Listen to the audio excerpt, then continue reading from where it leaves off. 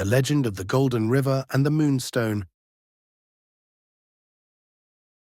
In a quiet village nestled within the lush hills of Jamaica, there was a river said to sparkle with gold under the moonlight. This river, known as the Golden River, was whispered to hide treasures and secrets as old as the island itself.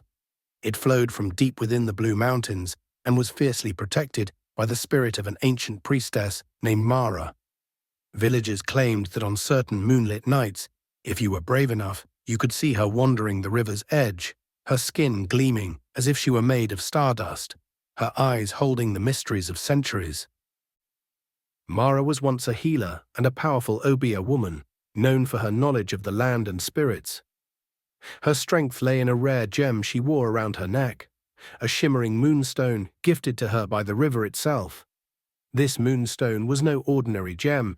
It was said to be enchanted by the river spirits and gave Mara the power to heal, to control the tides, and to speak with the souls of the island.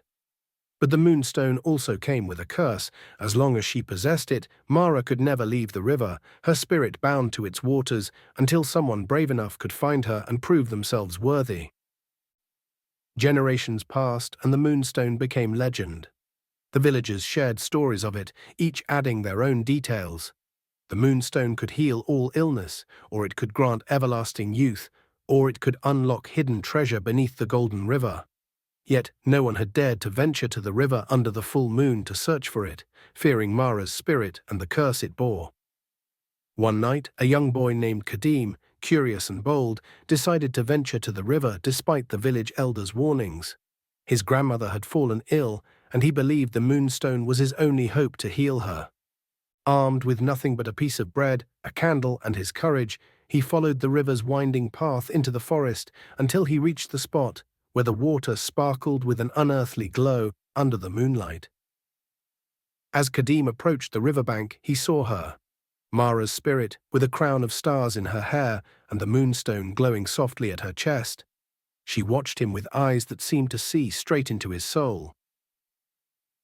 "What do you seek, child of the island?" she asked, her voice a soft echo in the night. Kadim swallowed his fear and spoke, "I seek the moonstone to heal my grandmother."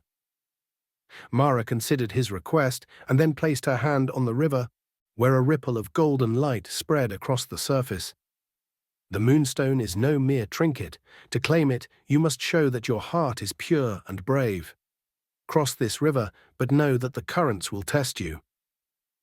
Without hesitation, Kadim stepped into the river, feeling the cool water rise to his ankles, then his knees, then his waist.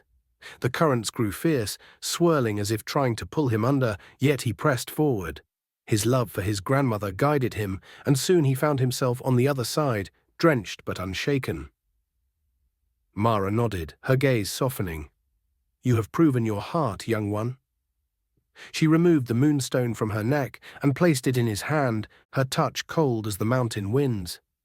"This stone holds the power to heal, but you must return it by the next full moon, or its curse will bind you as it did me." Kadim promised he would return, clutching the moonstone tightly. He hurried home and placed it under his grandmother's pillow as she slept. By morning, her fever had broken, and she was well again. The villagers marveled, and word spread of Kadim's courage and the healing power of the moonstone. True to his word, Kadim returned to the Golden River on the next full moon. He met Mara once more and returned the moonstone, feeling a strange sorrow as he handed it back. Mara smiled, her spirit lightened, and she blessed him, saying, "Your bravery has freed my spirit, child. May the river always watch over you." With that, Mara faded into the mist, her essence now part of the river, her spirit free at last. From that night on, the Golden River glowed a little brighter, and those who visited its banks could feel Mara's gentle blessing.